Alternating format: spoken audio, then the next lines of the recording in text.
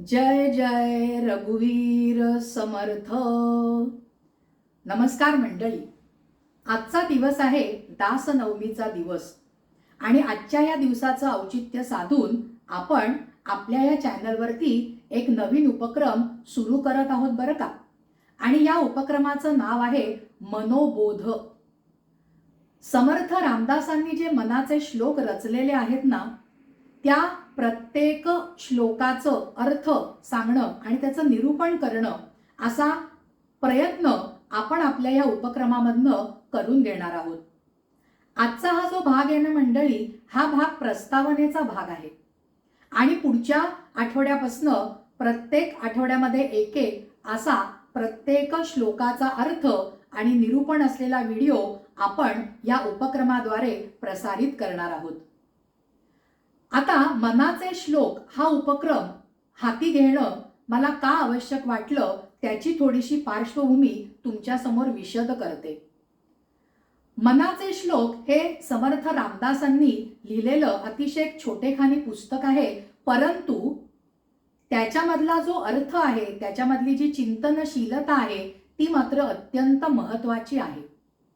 अगदी सुरुवातीला मनाचे श्लोक समर्थ रामदासांनी का रचले त्याच्याबद्दलच्या ज्या एक दोन कथा प्रचलित आहे त्या आधी आपल्यासमोर मांडण्याचा प्रयत्न करते. काही विद्वानांच्या मते मनाचे श्लोक समर्थ रामदासांनी कधी रचले तर चाफळला ज्या वेळेला एके वर्षी शिवाजी महाराजांकडनं शिधा आला नाही त्या उत्सवाच्या निमित्ताने, रामाच्या उत्सवाच्या निमित्ताने, त्यावेळेला सगळ्या शिष्यमंडळींना प्रश्न पडला की आता हा उत्सव कसा बरा होणार. त्यावेळेला समर्थ रामदासांनी कल्याण स्वामींना जवळ बसवलं आणि अखंडपणे एक एक श्लोक त्यांच्या मुखातनं बाहेर पडले. कल्याण स्वामींनी ते एक टाकी सगळे लिहून घेतले आणि अशा प्रकारे 205 श्लोकांचा मनोबोध किंवा मनाचे श्लोक हे वाङ्मय अस्तित्वात आलं. आणि मग त्याच्यानंतर शिष्यमंडळी घरोघरी ज्या वेळेला भिक्षा मागायला जायची त्यावेळेला मनाच्या श्लोकामधला एक एक श्लोक मोठ्यांदा उच्चारायचे. जय जय रघुवीर समर्थ अशी साद घालायचे आणि मग जो शिधा येईल तो शिधा आपल्या या मंदिरासाठी ते आणायचे. अशा प्रकारे त्या वर्षीचा तो जो रामाचा उत्सव आहे तो साजरा केला गेला. पण काही विद्वानांच्या मते त्यावेळेला म्हणजे ज्या वेळेला चाफळचं राम मंदिराची प्रतिष्ठापना होत होती, ते मंदिर बांधलं जात होतं, त्याच वेळेला त्या मंदिराच्या विकास कामांसाठी किंवा त्या मंदिराच्या सगळ्या सोयीसाठी समर्थ रामदासांनी तेव्हाच मनाचे श्लोक रचले असं काही विद्वानांचं मत आहे. ही झाली ते मनाचे श्लोक त्यांनी कधी रचले या संबंधीची टिप्पणी. पण मंडळी याच्या पुढचा भाग जो आहे ना तो आपल्यासाठी अतिशय महत्त्वाचा आहे.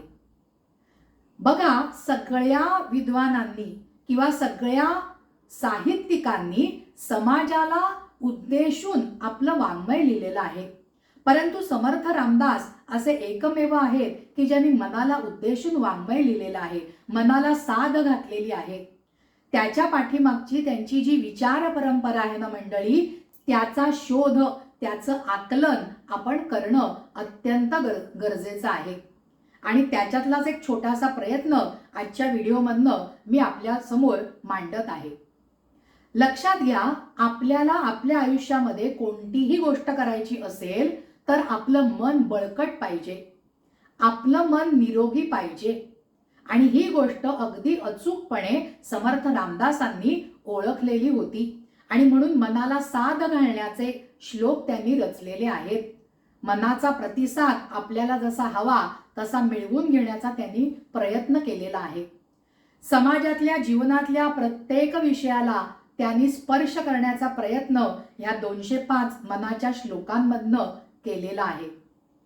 मग तो भक्तियोग असेल, कर्मयोग असेल, ज्ञानयोग असेल, सदाचरण असेल, सत्संग असेल, सुख दुःख असेल, सगुणता निर्गुणता असेल, प्रत्येक गोष्टीचा अतिशय सोप्या शब्दात समाजातल्या प्रत्येक घटकाला आकलन होईल अशा शब्दात लिहिलेला तो श्लोक आहे. त्या श्लोकांमध्ये आपल्याला हे सर्व जे विषय आहेत ते प्रमाणभूत झालेले दिसतातच. पण त्याच्यातला पायाभूत घटक काय माहितीये का मंडळी, की तुमचं मन भक्कम करा, तुमचं मन निरोगी ठेवा. आणि ते करायचं असेल तर तुम्ही काय काय करणं गरजेचं आहे, काय काय त्याज्य करणं गरजेचं आहे, कशाची कास धरणं गरजेचं आहे, त्याचं सुंदर विवेचन आपल्याला मनाच्या श्लोकांमध्ये केलेलं आढळतं. कारण आत्ताच्या तांत्रिक युगामध्ये बघा मंडळी, तुम्ही आजूबाजूला नजर टाकली तर तुमच्या लक्षात येतं माणसा माणसातला संवाद हा जवळजवळ बंद होत चाललेला आहे. तांत्रिक संवाद चालू झालेला आहे, पण तो सुद्धा तसाच वरवरचा आणि उथळ आणि सवंग होत चाललेला आहे. खरा जो संवाद आहे तो संवाद आजकाल घडेनासाच झालेला आहे. त्याच्यामुळे काय घडतं आहे, समाजातली सवंगता वाढीस लागलेली आहे. आणि माणसा माणसामधला जर का संवाद आपल्याला परत सुरू करायचा असेल, मनाची देवाणघेवाण जर का आपल्याला निकोप पद्धतीने सुरू करायची असेल, तर मनाच्या श्लोकासारखा अखंड दिवा, अखंड ज्ञानदीप दुसरा कोणताही नाही हो मंडळी. खरंच आहे, तुम्ही जर का ते 205 श्लोक वाचले असतील तर तुमच्या लक्षात येईल भाषा तर अगदी गोड आहे, साधी आहे, सरळ आहे, भुजंग प्रयात या वृत्तामध्ये ती बांधलेली आहे. पण त्याच्यातली जी वैचारिकता आहे ना, ती मात्र आपल्या मनामेंदूला हलवून टाकणारी आहे, विचार करायला प्रवृत्त करणारी आहे.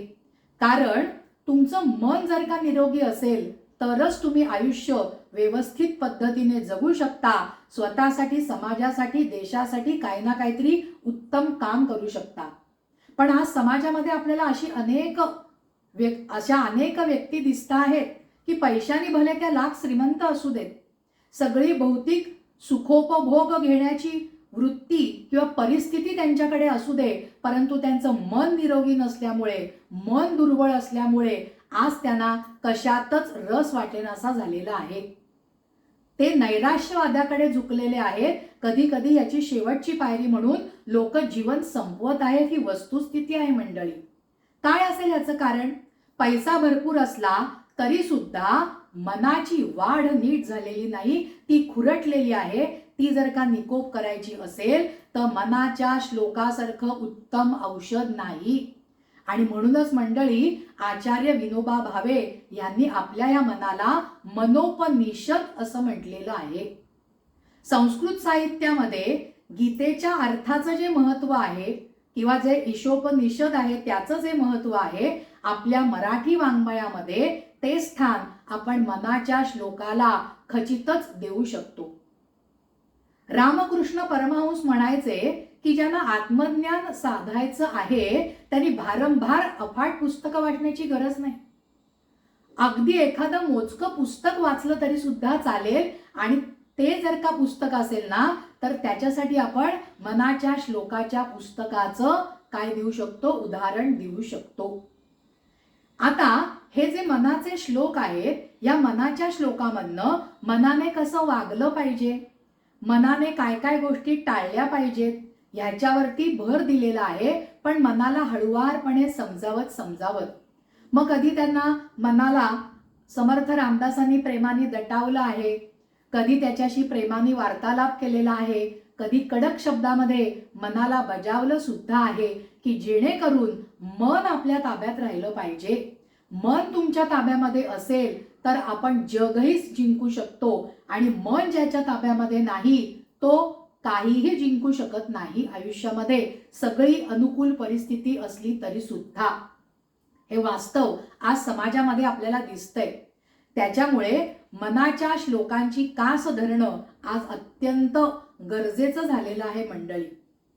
मनाच्या श्लोकांमध्ये आपण ज्या वेळेला त्याचं वाचत जातो श्लोक, त्यावेळेला कधी कधी आपल्याला समर्थ रामदासांनी रस्वदीर्घाची किंचितशी चूक केलेली आढळते. याचा अर्थ त्यांना व्याकरणाचं ज्ञान नव्हतं असं नाही मंडळी, पण समाजातल्या सर्व समाज घटकांपर्यंत आपला विचार पोहोचवण्यासाठी कधी कधी त्यांनी व्याकरणाची बंधनं निश्चितच शिथिल केलेली आहेत. परंतु त्याच्यासाठी असं जरी घडलेलं असेल तरी मनाच्या श्लोकांचा जो एकंदर डामडौल आहे, त्याची जी भाषा शैली आहे, अर्थशैली आहे, त्याला मात्र बाधा निश्चितच येत नाही मंडळी. त्याच्यामुळे कित्येक विद्वानांनी मनाच्या श्लोकाचं निरूपण करणारी पुस्तकं लिहिलेली आहेत. त्याच्या पाठीमागे त्या सगळ्यांचा अर्थबोध एवढाच आहे की मन ठीक असेल तर आपण ठीक असणार. कारण बघा मंडळी, समाजामध्ये वावरत असताना या वातावरणामध्ये चांगल्या वाईट लहरी असतात, सकारात्मक नकारात्मक लहरी असतात. तुमचं मन जर का खंबीर असेल, तुमचं मन जर का बळकट असेल, मनाला एक विशिष्ट दिशा आणि शिस्त जर का तुम्ही लावलेली असेल तर चांगले विचारच तुमच्याजवळ येतात, सकारात्मक विचारच आपल्या भोवती रुंजी घालतात. पण आपलं मन जर का दुबळं असेल तर काय घडू शकतं? नकारात्मक विचार आपल्या मनामध्ये ठाण मांडून बसतात आणि मनामध्ये ते जर का नकारात्मक विचार ठाण मांडून बसले तर आपली कृती सुद्धा निश्चितच तशीच नकारात्मक घडते. आणि म्हणून स्वतःचा सर्वांगीण विकास करण्यासाठी, समाजाचा विकास करण्यासाठी, देशाला उन्नतीप्रती नेण्यासाठी आधी तुमचं आचरण योग्य पाहिजे. आपलं आचरण कधी योग्य असेल? जेव्हा आपले विचार योग्य असतील. आणि आपले विचार योग्य कधी असतील? ज्या वेळेला आपल्या मनाची बैठक अतिशय सात्विक आणि तात्विक पद्धतीने निर्माण झालेली असेल तर. म्हणजे सगळ्याचा केंद्रबिंदू आपलं मन आहे आणि हे समर्थ रामदासांनी अगदी अचूक ओळखलेलं होतं. आणि म्हणून या 205 श्लोकांमधनं त्यांनी आपल्या मनाला अतिशय छान मनोबोध दिलेला आहे. म्हणून मंडळी, आजच्या जो आज आपण उपक्रम सुरू केलेला आहे त्या उपक्रमाद्वारे प्रत्येक श्लोकाचं अर्थासकट निरूपण आपण समजावून घेण्याचा प्रयत्न करणार आहोत. आणि हा उपक्रम सुरू करण्यासाठी आजचा दिवस आपण निवडला त्याचं कारण सुरुवातीला सांगितलं की आज दास नवमी आहे. आजचा दिवस हा समर्थ रामदासांचा दिवस आहे. आजच्या दिवशीच ते ह्या जो नश्वर जग आहे हे नश्वर जग सोडून ते गेले. परंतु त्यांनी लिहिलेल्या वाङ्मयातनं, मग तो दासबोध असेल, करुणाष्टक असतील, मनाचे श्लोक असतील, या प्रत्येकामधनं आजही ते आपल्याला प्रत्यक्ष बोध देतात. पण हे आपल्याला कधी कळेल मंडळी? ज्या वेळेला आपण त्या श्लोकांचं अर्थचिंतन करण्याचा प्रयत्न करू तेव्हा.